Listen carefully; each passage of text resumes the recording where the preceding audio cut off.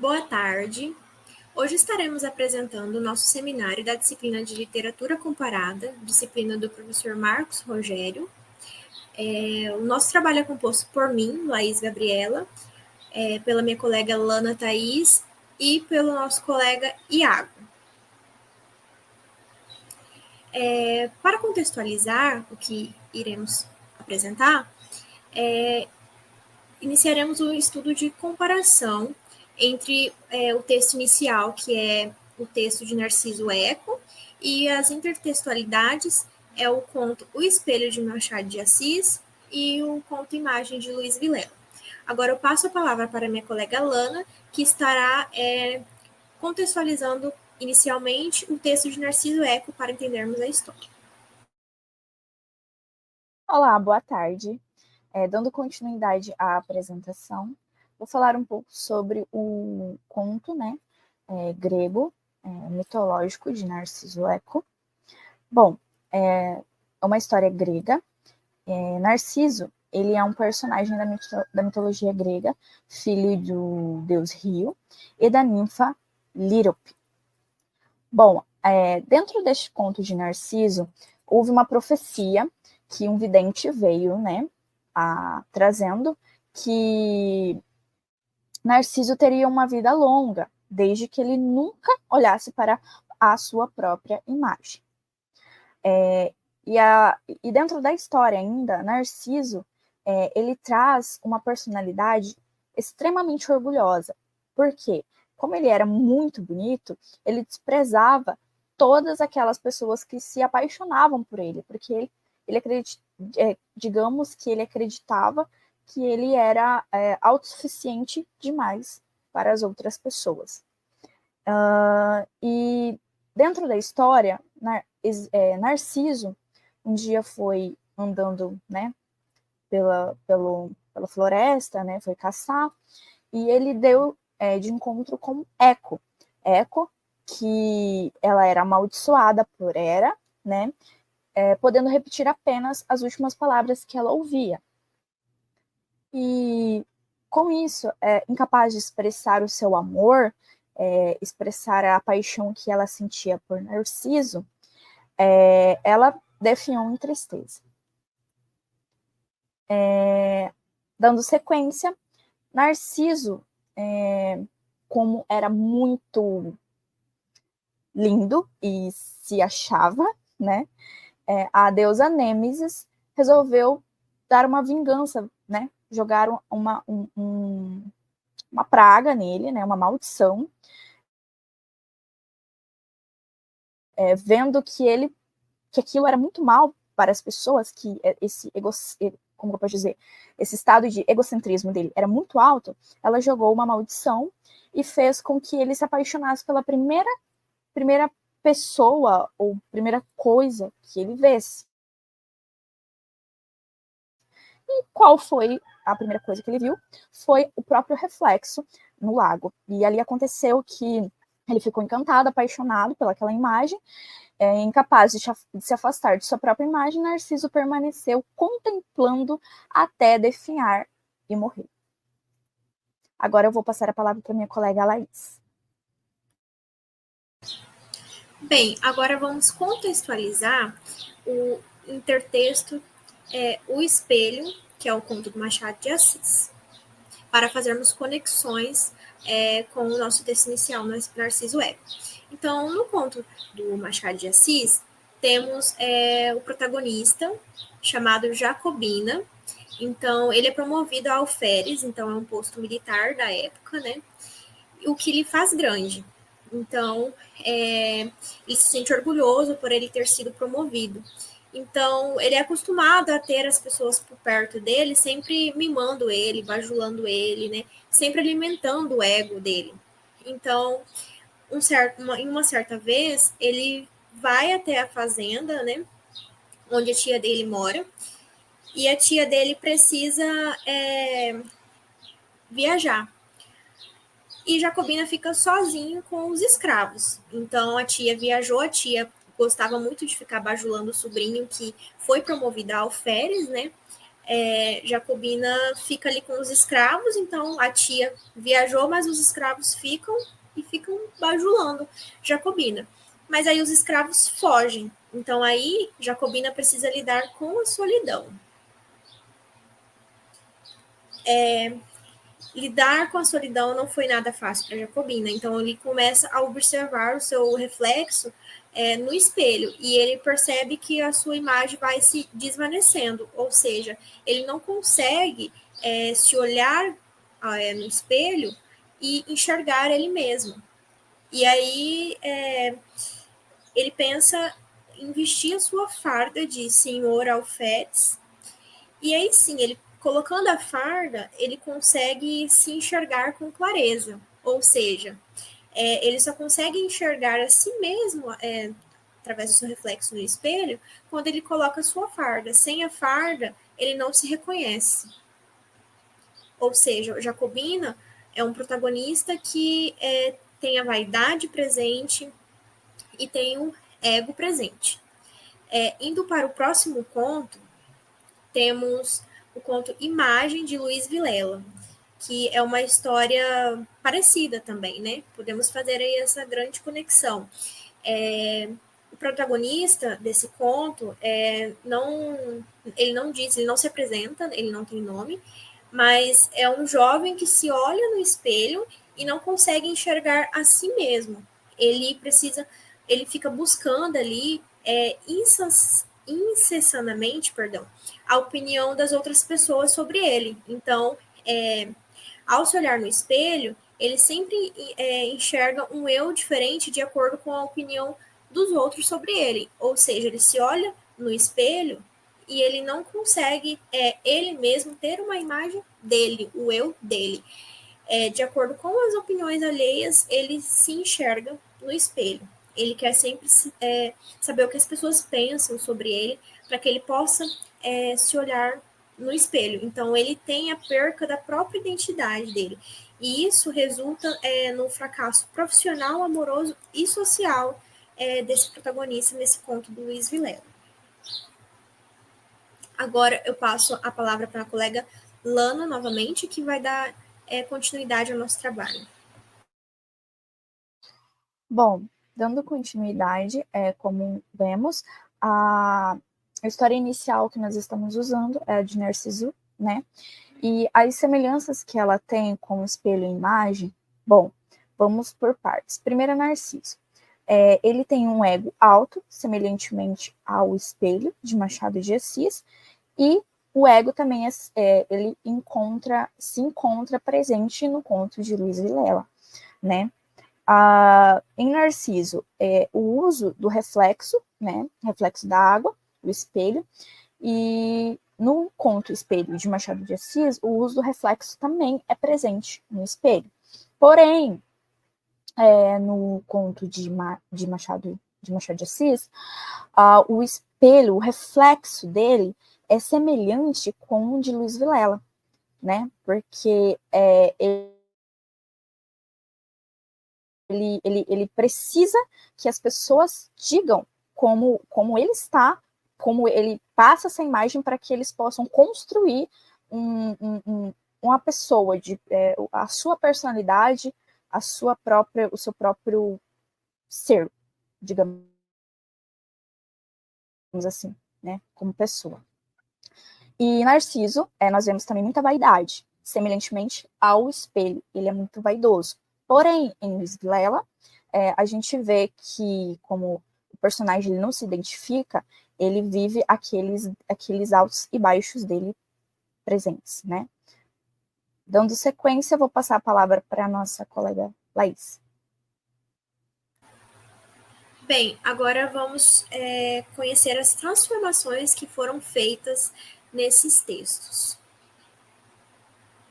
Bom, no conto Espelho, de Machado de Assis, o ego e a vaidade são características do protagonista Jacobina. Ao contrário do texto inicial, né? Porque no texto inicial, que é o texto de Narciso Eco, na verdade, Narciso não é daquela forma, ele não tem aquele ego alto porque ele quer, mas sim porque foi uma maldição, né? Foi a maldição que jogaram nele. Então, Já no conto Espelho de Machado de Assis, esse ego e essa vaidade são características da personagem Jacobina após ele passar aí no concurso e se tornar militar.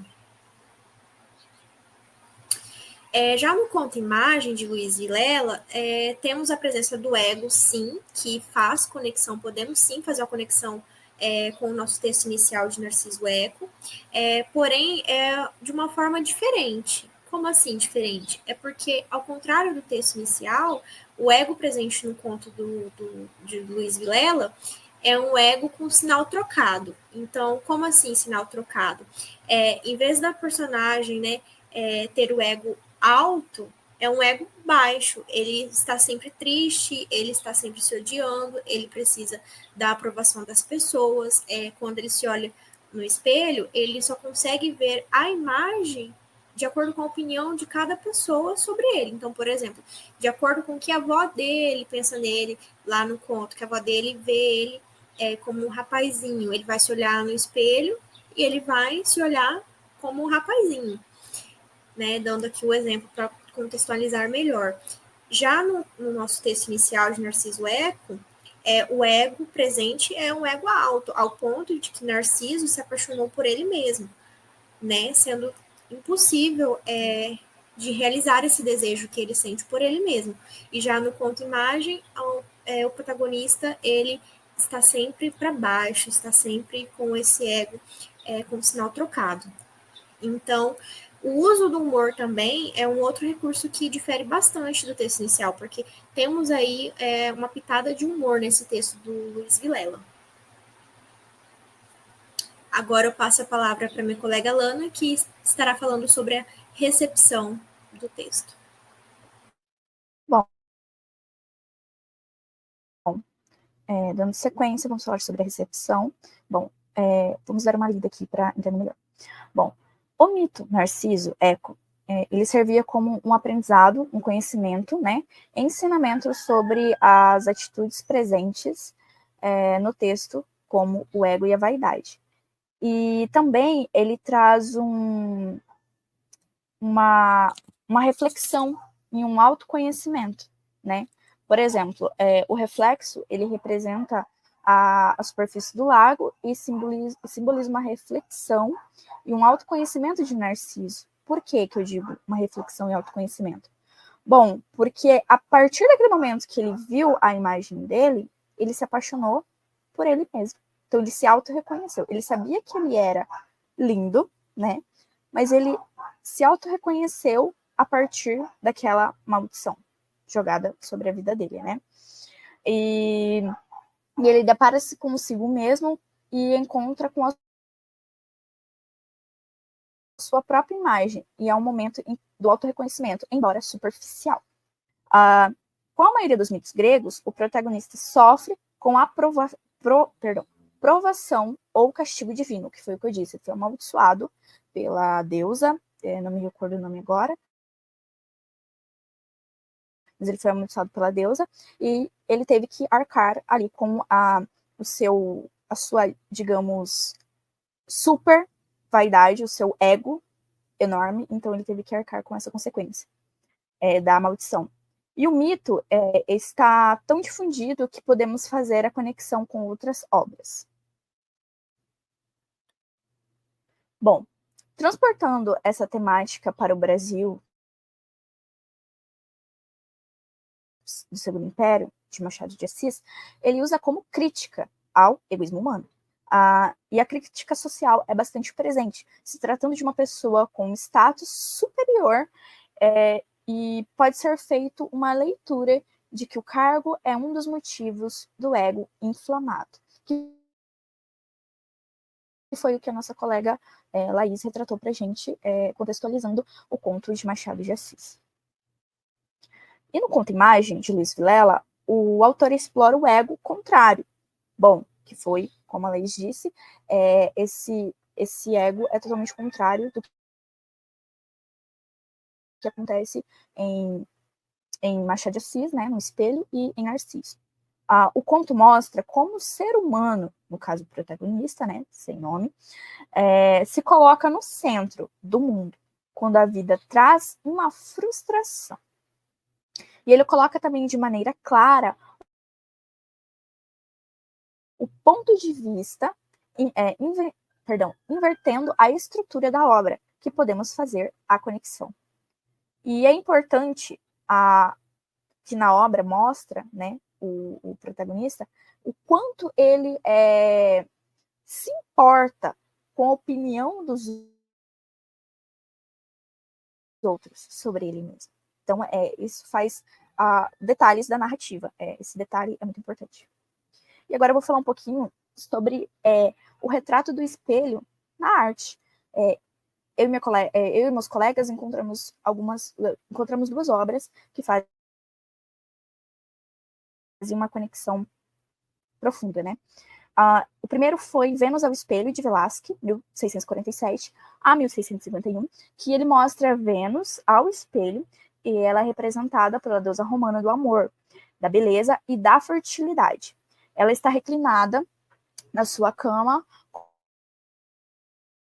com as costas para o espectador. E a obra é belíssima, né? E dando continuidade, o espelho, ele revela o olhar de Vênus sobre si mesma, convidando, né, o espectador, a quem está observando, a se questionar sobre os seus próprios conceitos de beleza. E amor próprio e a vaidade, né? Você vê ali tanto que o Cupido, né, se eu não me engano, é o filho dela que está segurando o espelho. O reflexo de Vênus no espelho pode representar o passado, e enquanto a imagem que ela observa diretamente pode simbolizar o presente. Porque ao olhar a obra, você vê que ela está de frente para o espelho, mas ela está olhando para o espectador que está atrás. Entendeu? Então, eu acredito que Velázquez ele quis fazer essa analogia. E a dualidade temporal convida a reflexão sobre a passagem do tempo e a efemeridade da beleza. E outra obra que achamos é de Johannes Gump, não sei a pronúncia certa, de 1646. É um autorretrato ao espelho. Bom, é uma obra magnífica também, que achamos muito interessante e trouxemos aqui hoje. O espelho, ele serve nesta obra como elemento central. Ele representa a autorreflexão, a autoconsciência e a busca pelo autoconhecimento. Ele também pode ser interpretado como um portal para o mundo interior, né? Trazendo o olhar para nós mesmos, do artista e do espectador, revelando seus pensamentos, sentimentos e inspirações. O olhar de Gump dirigindo para o espelho, introspectivo e questionador, realmente. E ele parece contemplar a sua imagem, que nós trazemos aquela semelhança do conto Narciso, né? Lá do nosso conto inicial, da nossa história inicial. Buscando compreender a sua essência e o significado de sua imagem. Porém, ele está querendo compreender ele mesmo, o que, né, nós trazemos uma reflexão ainda mais profunda. A obra convida o observador a questionar a sua própria identidade e se auto-reconhecer, certo? E agora nós partimos para a conclusão, que eu vou passar a palavra para a nossa colega Laís. Bem, concluímos então que a literatura comparada é um estudo que se utiliza o conhecimento amplo de literatura como ferramenta para o entendimento de textos ou até mesmo de exploração artística. Então, não é à toa, né, que muitos artistas eles se perpetuaram pelas eras e supostamente, né, podemos dizer que eles podem ter usado textos iniciais muito mais antigos que seus respectivos tempos. Esse estudo ele aponta essas semelhanças, as transformações e como cada texto foi recepcionado durante os tempos. E nosso trabalho é esse, e obrigada.